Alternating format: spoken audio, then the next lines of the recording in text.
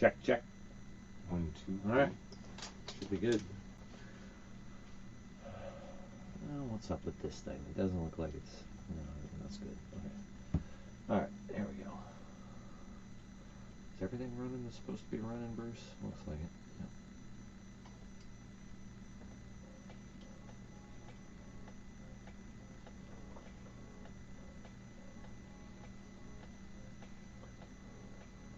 Previously on the Spielman and Hooley We Tackle Life podcast. The big announcement that I have today on Monday night, I finished the quest of I'm done. I wasted from my phone 6,005 miles. For those of you that wonder what that is, I don't do it for that. I'm applauding. Well, thanks. That's not a two-time state champion, but it's still something that someone I didn't applaud very loud. I just applauded. No, I did not applaud very loud.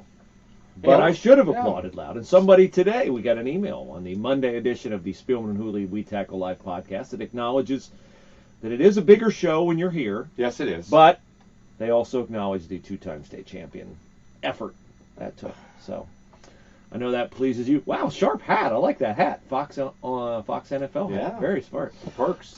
Before we start today, there will be many people, I assume, who will be like myself, who heard a word yesterday on your outstanding work with Kevin Kugler on the Browns-Raiders game that I have never in my life heard before.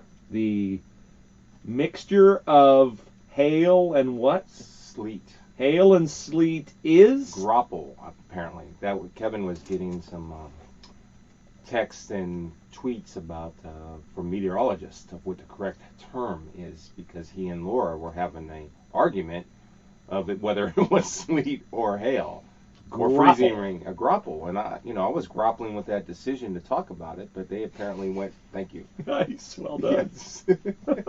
Grappling with grapple. But yeah, Laura was grappling with grapple. It was an interesting weather day up there. It's like, Well, did you notice? I mean, did you watch the whole game? Yes, I did. You know, the Browns in the fourth quarter was grappling really heavy. Then when the Raiders got the ball, I actually thought of you. Yeah, because there we go. That's fitting. I seriously thought of you. Yeah. I was going to text you during the timeout, Yeah. but I forgot. But I thought, oh my gosh, is this the Browns? Yeah. Is this 100%. 100%. I mean, it was blowing sleety. against the home team. Yeah. Oh, it was a really interesting game for me. Look, Cleveland got manhandled, but they still had chances. Jarvis would have been a great catch, but he dropped the ball. Dropped it. And he dropped another one when LaMarcus Joyner hit him in the end zone. But those are tough catches. And Njoku dropped a third down ball. That was my last one. That's you want to get traded and you want to play and you want to be targeted, then make a play when your name's called. I thought Baker played okay yesterday. Yeah. He missed a couple balls, but that win was really difficult. Yeah. You noticed by the play calling there wasn't a lot of downfield shots or anything like that. But the bottom line, no matter how you slice that, the Raiders had their fair share of bad breaks too, because that was a touchdown that Ruggs caught in the corner. Yeah, was it? I thought at the time it had to be a TD, and I was like, wow. I agreed with your analysis. That's got to be a touchdown. Yeah, it has to. You have to make that catch. He had plenty of room to get his feet in. Well, but I thought he was in too. Yeah. And but that's just like the thing I didn't understand. I see this all the time is why these guys are jumping when they don't have to jump, especially knowing that you have to get 2 feet in bounds. And but you can summarize that whole game by the Browns got punched in the face and kept getting punched in the face, and there was nothing they could do about it. I mean, that Devontae Booker, the kid from Utah, he made the play of the game. The recovered fumble. It was a play of the game. And also, but he set the tone. When all of a sudden, I don't know if you noticed. I did. They pointed it out. You were right. Josh Jacobs. There go my minutes. There go my snaps. Josh Jacobs had a bad game last week. The Raiders come in 22nd in the NFL in rushing. Browns are number 6 in defense. That shouldn't happen. With a Las Vegas team, they don't get to practice in the grapple. No, with 3 offensive linemen hurt. Yeah. And Derek Carr 1-10 in games under 45 degrees. And Trent Brown, they were expecting to have back, had an IB go awry yesterday, but they found a way. I mean, that's this season. I'm looking at this season. How are teams handling whatever COVID issues, injury issues? 49ers have a bunch of injury issues. Yeah. They lost all their running backs. George Kittle got hurt. Garoppolo got hurt. I almost said Garoppolo got hurt, but Garoppolo got hurt. But Nick Mullins might be better than Garoppolo anyway. But I so enjoyed being up in Cleveland and doing a game there and being around, just being in Ohio. And I tell you, man, the Cleveland fans are diehards. And we actually, in our meeting, and I know you'll appreciate this, in our meeting Saturday night, we played a video from 9 years ago where the guy's calling it the Factory of Sadness. He's outside, he's yelling, he said, okay, Mike Polk. I'll see you on Sunday. Yeah. Yeah. Yep. That's it. They're all in. Can't divorce your sports leanings. You just can't. They really miss. Kareem Hunt's, he's really, really good, but he's better with Nick Chubb. They really miss Nick Chubb, they really miss Wyatt Teller too. And people don't talk about that. And I am not of the opinion that the Browns are better without OBJ. I just think that's ridiculous. And I don't know if you watched any of those press conferences or read anything last week. It almost seems the Cleveland media they're annoying to me.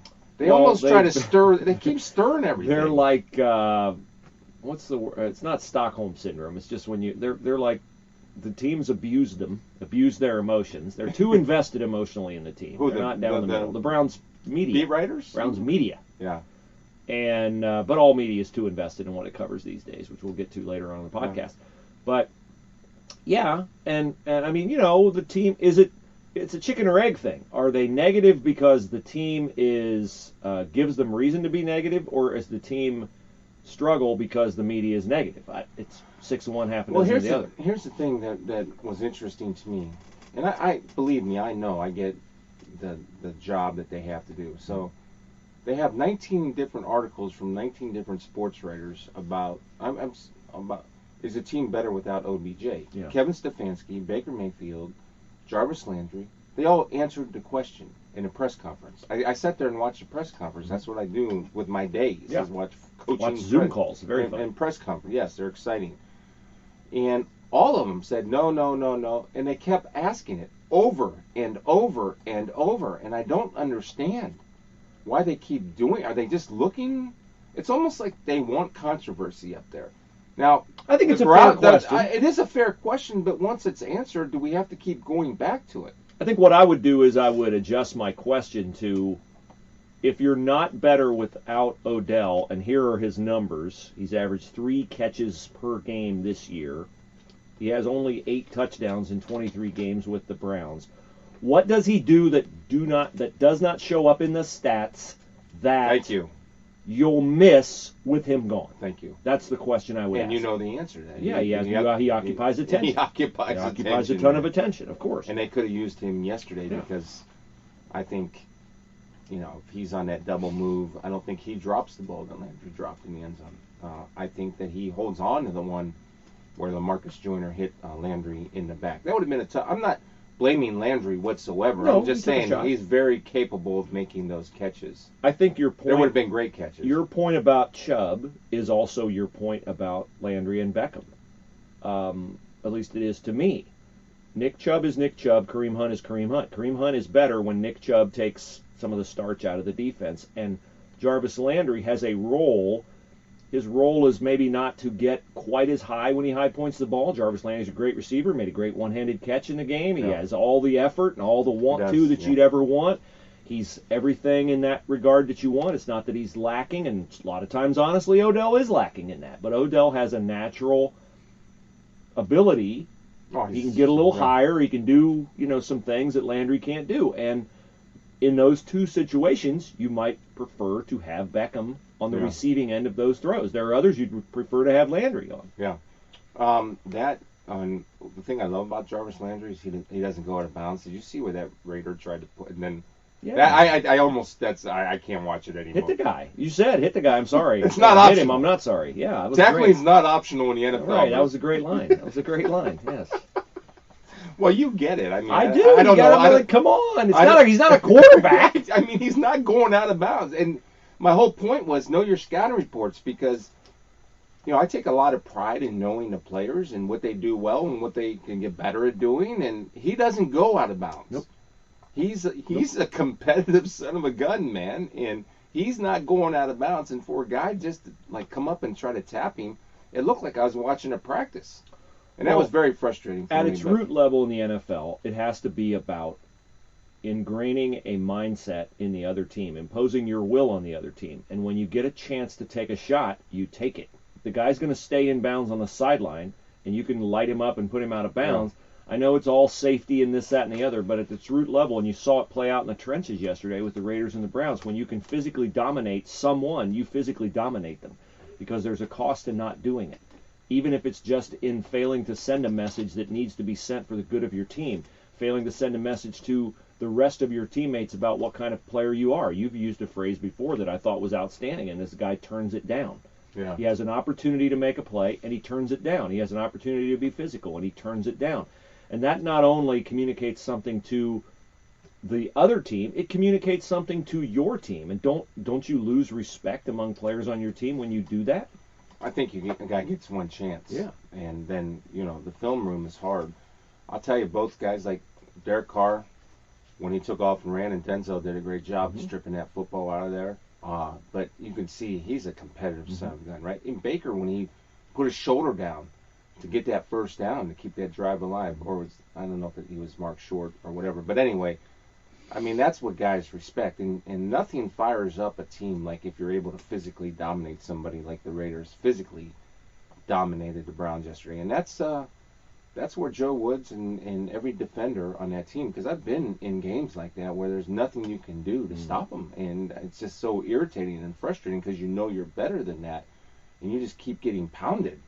And it was a great effort by the Raiders coming from Las Vegas, and they needed that win. They needed it bad. But really good, really interesting in the NFL, and once again the NFL proves to us we know that the Jets are really bad, but other than that, we don't know what's going to happen. How does Minnesota go into Green Bay? With Green Bay knowing they're going to run Dalvin Cook. Yeah. I mean, how does that and he happen? scores 4 touchdowns and has 226 yards from scrimmage, receiving and rushing. It's just unbelievable to me. It is. Well, I mean, that's why I love it, though. All the analysis over all the years, all the Pro Football Focus and all the breakdowns and all the this, that, and the others, there remains a quality in the NFL that cannot be identified, that does not make sense. Like I said, Derek Carr was 1-10 in games in that kind of weather. He played great. 40 yards rushing, 150 passing, no big mistakes. Right. That was the key. But here's the other, they're 22 in rushing and the Browns are 6 in defense. You wouldn't think they'd dominate. They're not used to the weather they do. The Cincinnati Bengals yesterday, they're playing against the Tennessee Titans. Tennessee Titans have lost at home to the Pittsburgh Steelers. They're a physical, dominant team. They have every reason to physically dominate the Cincinnati Bengals with a rookie quarterback, and the Bengals have no reason to have confidence, and the Bengals have four offensive linemen out, including one they find out about right before the game. They have Billy Price in, who's been a disappointment, a surprising disappointment. They have a bunch of guys, a cobbled-together offensive line, and no Joe Mixon. And they run for 118 yards, and they lead the game the entire game, and Giovanni Bernard scores 2 touchdowns. And that makes no sense on any level except the human level, where some guys maybe aren't quite as sharp as they need to be or take something for granted or who knows what it is, and other guys feel like this is my opportunity, this is my chance, we're in battle. Throw in during the week all the Bengals' dysfunction and drama around Carlos Dunlap, ripping the coaching staff and all that kind of stuff. And the Bengals win a game that they, on paper, have no business winning. Here's the reason why. I'll give you the reason why. Let's compare the Bengals to the Jets or to the Giants, for example, or whatever team that's bad. The difference is the Bengals have hope because they have a young quarterback that's really, really good. Well, you like Darnold. I thought you were going to go a different direction. No, I don't think the Jets have any hope. The Bengals still, that's a testament to Zach Taylor, by the way. I was going to say that's one difference, is that the Bengals at least outwardly profess belief in their coach. They believe and you in don't hear Zach that Taylor, for Adam Gase. No, and that's a big difference. So there's a difference, and there's a belief we're close. We just got to keep hanging in there.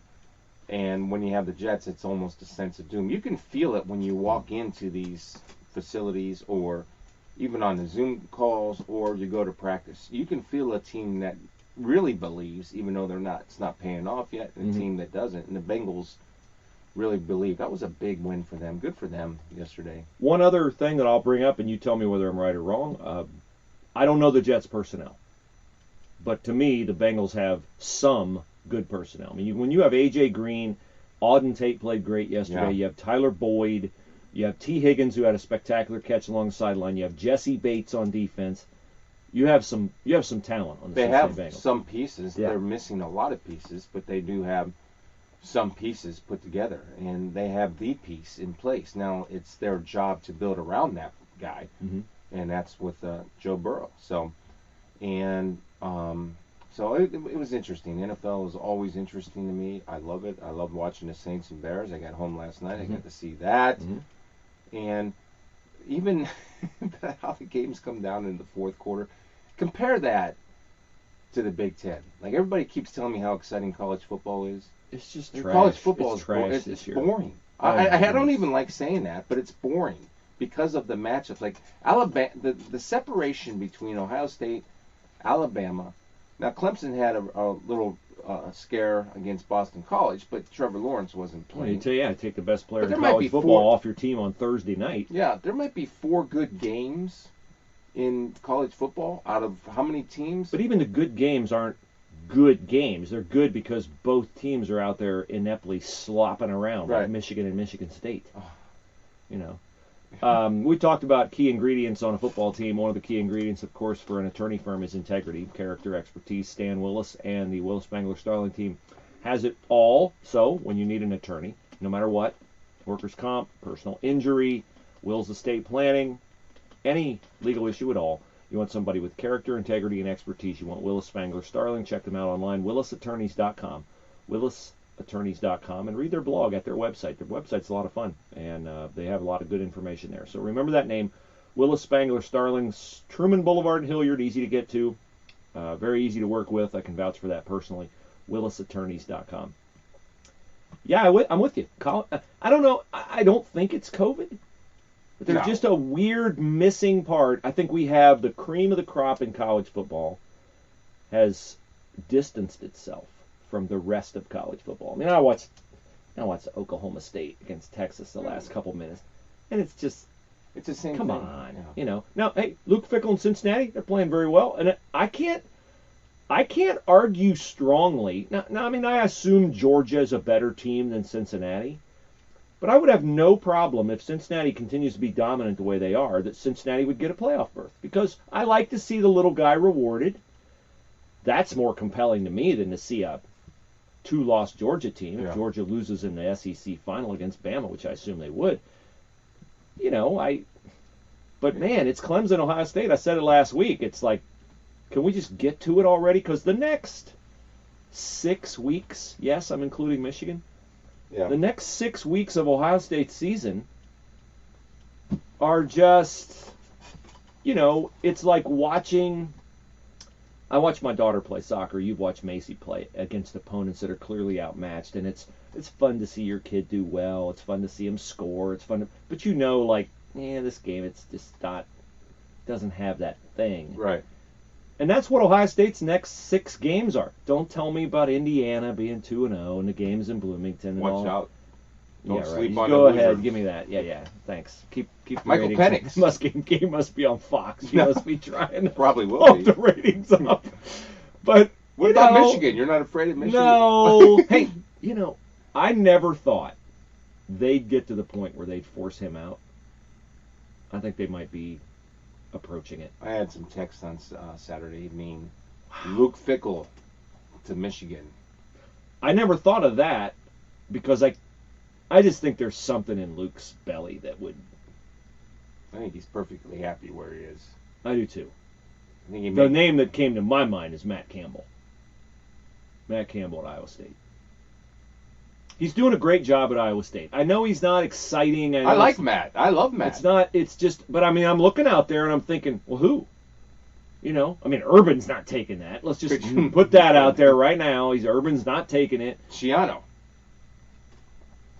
Well, he had a flirtation there once, but I think he's locked in at Rutgers, and I don't know that he'd be too exciting. I mean, Matt Campbell has been ready to move He does a good for job. a couple years. Gundy? No, not Mike Gundy. Lincoln Riley's not leaving Oklahoma for Michigan.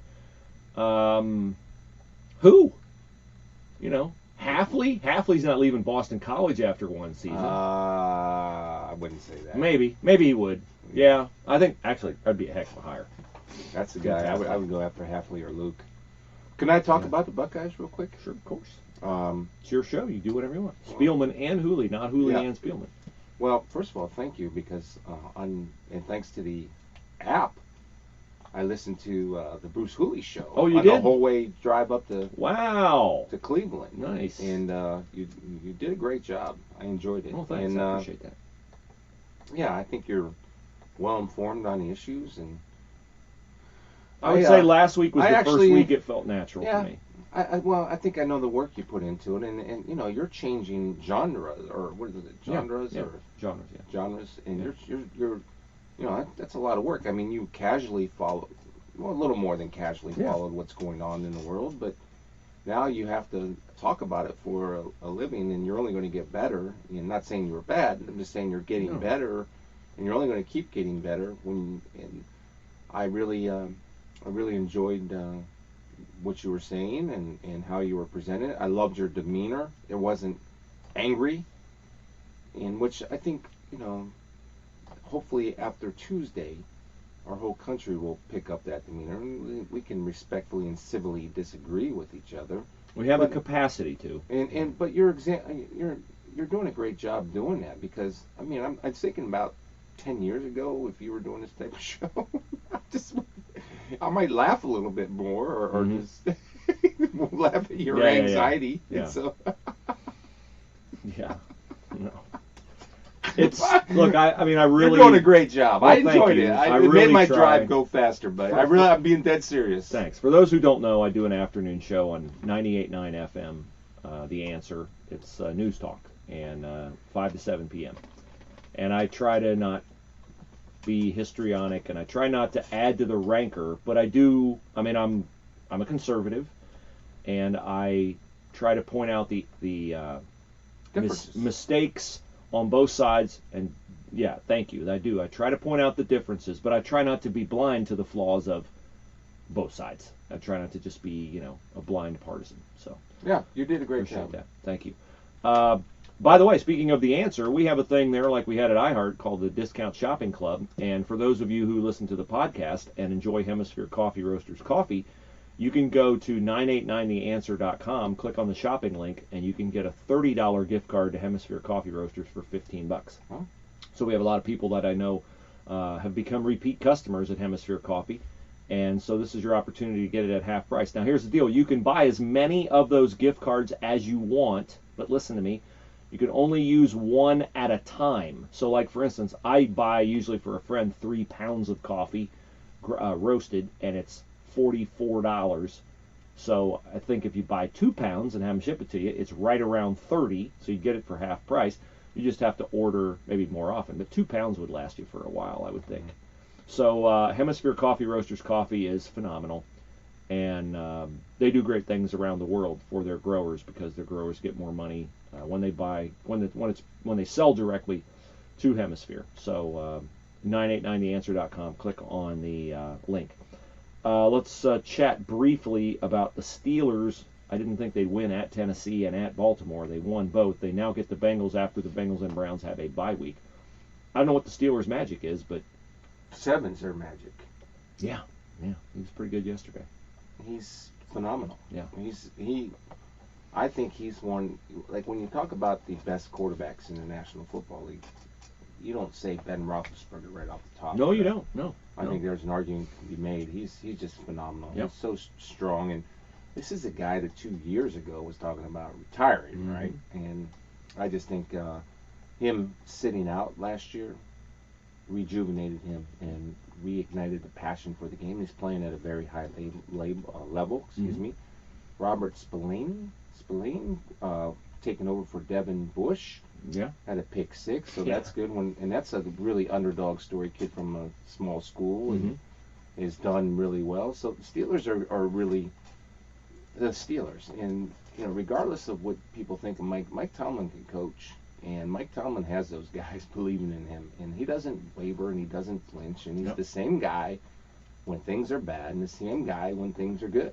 And that's just who he is. And they have had some consternation among their fan base with some of their drafts, but they have had an amazing history of finding really good wide receivers in rounds other than the first, going back a long way. Plaxico Burress, Antonio Brown, Chase Claypool appears to be the latest of those. And he's doing well. He's, who's the kid from USC? Juju Smith-Schuster, not a first-round pick. So, I mean, they do a good job finding receivers out there. So Buckeyes were great at Penn State. I mean, they were Fields, Olave, Garrett Wilson. They're elite. Nobody's got a match for that until Clemson. That's Alabama true. doesn't. Nobody has a match for that until Clemson. And I'm not saying Clemson does. I'm saying nobody has a hope of matching that until Clemson. As long as the three of them stay healthy, they're only going to get better. Fields was 28 of 34, 318, 4 scores. I never felt like Ohio State was in any danger. And they scored in 3 plays. Master Teague's over 100 yards. The defensive line played better. Cam Brown's injury, that won't help the secondary if he's out for the season. Got a little He can be out for 5 weeks and be fine. As long as he comes back for Wisconsin game and the Big Ten title game. I haven't seen enough of Wisconsin to know if they're a serious threat. I seriously doubt they are because they've never had the speed to run with Ohio State in the secondary, and that's what it's going to take. It's going to take a team that can get a pass rush on Justin Fields. He wasn't hit at all Saturday night. And it's going to take a team that can cover. Clemson's looks to me like they can cover. Oh, yeah. And I don't know if they can get a pass rush, but they should be better on the defensive line than they were a year ago. Maybe not a linebacker, but they are a defensive line. And the problem is they can outscore you, and that's what it's going to take. It's going to take a team that can outscore Ohio State. Yeah, I don't see that happening in the Big Ten after watching it. I mean, Penn State, it felt overmatched the whole game. Yep. I have some concerns with the secondary. I would like to. I just don't understand what we're doing when we give away 2 touchdown passes in the middle when I see the defenders fall into the end zone. And so even if they do, you know what I'm talking about? Yep. And, okay, if you're going to play outside technique, I think you got to be a little bit tighter. You can't give that guy that free window, even though you might have safety help sitting inside. You know what I just don't understand. I think they made some adjustments, and I think Sean Wade, the guy made a couple good plays on him. I think he struggled a little bit. He's adjusted to a new spot. I just need to figure out, okay, philosophically, why are we doing what we're doing down in the red zone coverage? And I'm not saying it's right or that's wrong. I just don't understand it. And I think that's very fair because I get the concept, but that there's no execution with that concept. So that needs to be cleaned up. I thought the running backs played better. In my opinion, I thought the offensive line played better, and I thought the defensive line better, and I thought the linebackers played better. I think the part of the team that needs to shore it up a little bit and continue to improve. And quite frankly, that was their first test of the season, playing against 2 really good wide receivers and a really good tight end. Really good tight end, and the quarterback is more than capable. But the secondary has to improve drastically because Trevor Lawrence, if we're heading in that direction, I don't know if it's going to be Alabama or even Mac Wilson. What's the kid, Mac Wilson? Yeah. He's really good, by the way. He is. If you get them in the semifinal, which you probably would if it stays as is, because Clemson's probably going to stay number 1. Yeah. You can email the show. Can I ask you a quick question? Yeah. Is Wisconsin playing this week, or I are don't they know. still on Big Ten? Well, I mean, they're supposed to be 21 days out, and so they're not allowed to play now. Their season over? They may not be eligible for the Big Ten championship if they don't play 5 games. Yeah, they got to fix that. Yeah. All right, go ahead. Email the show, Spielman Hooley Podcast at gmail.com. Get your COVID-19 nominations in. We'll draw on Wednesday because Chris will be here on Wednesday. So we'll draw. That'll be the day after the election, of course. And John, who's a loyal listener and a loyal Hemisphere Coffee Roasters customer, as he notes in his email, emails, and I'll respond to this one because I don't want you to be touched by anything I say in this regard. He says, I enjoy the podcast. Friday, Bruce, you made an offhand comment, this country being a free country at least until Tuesday. I'm assuming you're suggesting Joe Biden is going to win the presidency. I thought this was a free country. We have plenty of Democrats in the White House as president. I know you're hardcore conservative, Throwing in your opinion about the country somehow turning into a communist country was a bit beneath you. I love your takes on sports, and being a Cleveland Browns fan through and through, I'll try to keep listening because I think your podcast is great. Okay, so that was probably not my wisest moment. I will acknowledge that. But I will say that I do have a fear when one of our parties, and I cite Robert Reich, former Clinton Labor Secretary, who says we need a Truth and Reconciliation Commission. That is not a message being pushed by the Republican Party. We do not need a Truth and Reconciliation Commission. We do not ever want to go anywhere near having a government entity decide what is true and what is not true. And we don't want to go any further down the road of censorship, in my opinion, which I think eloquently is stated today by Mitch Albom, who's an outstanding columnist of the Detroit Free Press. I have tweeted his column this morning on my Twitter, and I think I will put it on our show page because it talks about the need to get back to civil conversation in our country, and he makes points about both parties and the partisanship in both parties, and to the detriment of us identifying first as Americans rather than as partisans. So I will share that with you, John. I'll pledge to do better, but I do have a concern about the ideals America's always stood for. Court packing, adding states, this, that, and the other, that one party, the Democratic Party, is pushing and the Republican Party is not. Another email today. This one is very meaningful and will get us into the faith portion of the podcast, from Buzz. He says, Dear Bruce and Chris, I wanted you to know the impact your podcast has had on my life. I thoroughly enjoy your show, and I'm a huge Buckeye fan, enjoy sports, but I really love the faith portion of the show and really wish it was given more time. My son Brad has emailed you on the progress of our relationship and my recent baptism at age 65. I want you to know that my faith is not only bolstered from my son, but from hearing you and Chris's testimonies assures me of how truly great God is.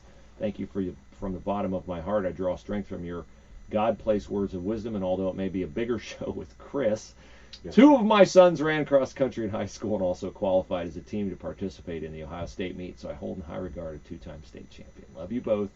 What division was Bruce? The smallest one. Okay. Yeah, the smallest one. So there you go. Thanks, Buzz. Massillon is 22-time state champions.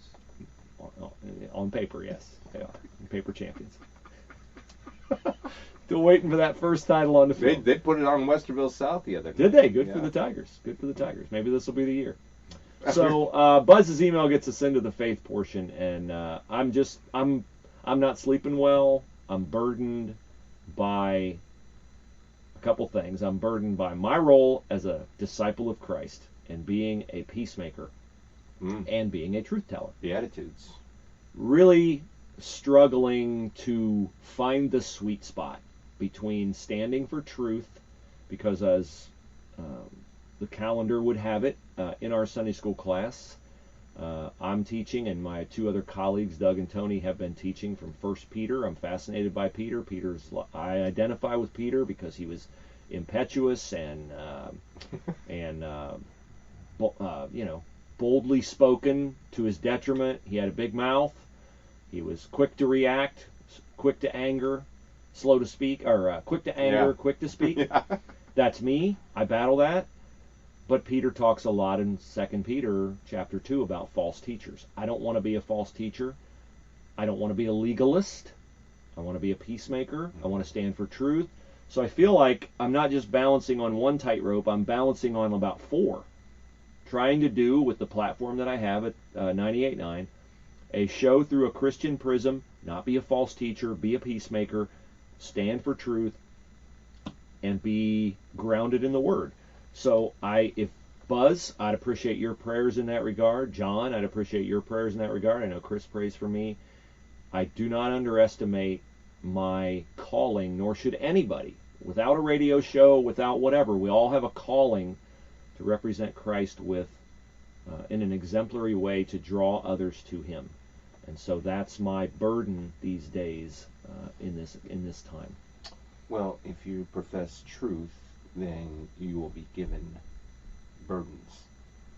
And I just want people to understand that being born again or accepting Christ as your Savior does not guarantee you a life of luxury and no issues and no problems. It's been my experience and others' experience that when you profess that truth, then you are going to be tested. It's just the way it is. Testing must be done, as it says in James, so that perseverance can do its work, and you learn to persevere and press on, and it's going to happen. And so once you accept that truth, you are sealed for eternity. But the other thing is, and this is just a commentary, I don't know if this is biblical or not biblical, and so I'm just giving a commentary or an opinion. But I always thought about it like this. If I were Satan, I'm not, but for discussion purposes, I don't even like saying that because it makes me chill. But I'd look around and say, okay, who can I? Because we know that Satan prowls around like the lion to seek, devour, destroy. Right? That's biblical. If I were Satan, would I want the evil person? I already got him. Got him. He's already part of the team. He's in. Yep. He's on my side. So who am I going after? I'm going after the ones like the guys like Bruce Hooley, who have a platform, who present truth through a biblical perspective on a secular radio show. Your show's secular, but you're able to profess your faith on that show freely without, making it a sermon for 1 hour. Right. And so that's what I want people to understand, that don't, just you're sealed and you're protected, and you have, in Galatians, I believe it's Galatians, where you have the armor of God. And the priest on Saturday night was talking about, you got to use that. Yeah. Put on the full armor of God. What is it? The helmet of salvation. Ephesians 6. Yeah, Ephesians 6. Yeah, Ephesians 6. Ephesians. Thank you.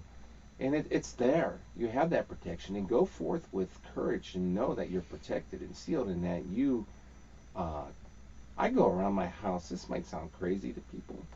I go around my house. Not daily, and I should do it daily, is that I in the power of the name of Jesus, get out of my house, Satan. Yeah. If you're here, get out. I do the same thing. Get out. Yeah. And we have that power, so I just want to encourage everybody to tap into that power and just stand firm. Stand firm. In 1 Corinthians 16, 13, and 14, be on your guard, stand firm in your faith, have strength, have courage, do everything with love. I have to remind myself of that every day. Yeah. Because I get weak also. I get tired. I feel like I'm just, swimming against the current, and I'm going nowhere. And I just got to just keep going forward and stand firm. And I say that verse every single morning. What the first thing I do as soon as I get out of bed, I send verses to family members and friends. But before I do anything, I say 2 prayers. Bless my family indeed, O Lord. Put your hands on everything we do. Keep me from evil so I cause no pain. Broaden my territory so I can do your will. Then I say, be on my guard, stand firm in my faith, be a man of strength, be a man of courage, and do everything with love. And if I can do that, just keep reminding myself that, I get through any challenge, and I get through any glory that or cool things that happen in my life. So there you go. Yeah, that's very well said. And it's a challenging time, but we appreciate you guys hanging in with us and endeavoring to do what we do on the behalf of Christ well. And we're open to your input and all that. So thank you for your time this morning. Pray for our country today. Pray for peace in our country. Pray for fairness in our country. Pray for a genuinely true election. God is in control. He will be in control Wednesday morning, just like he's in control Monday morning. And never lose sight of that he has sovereignty. All authority on heaven and earth is given to him, not to either political party, not to any candidate. Jesus will be coming back, but he won't be coming back on Air Force One.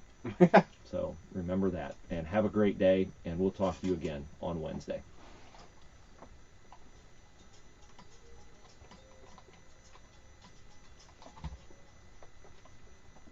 All right. Let me kill the stream.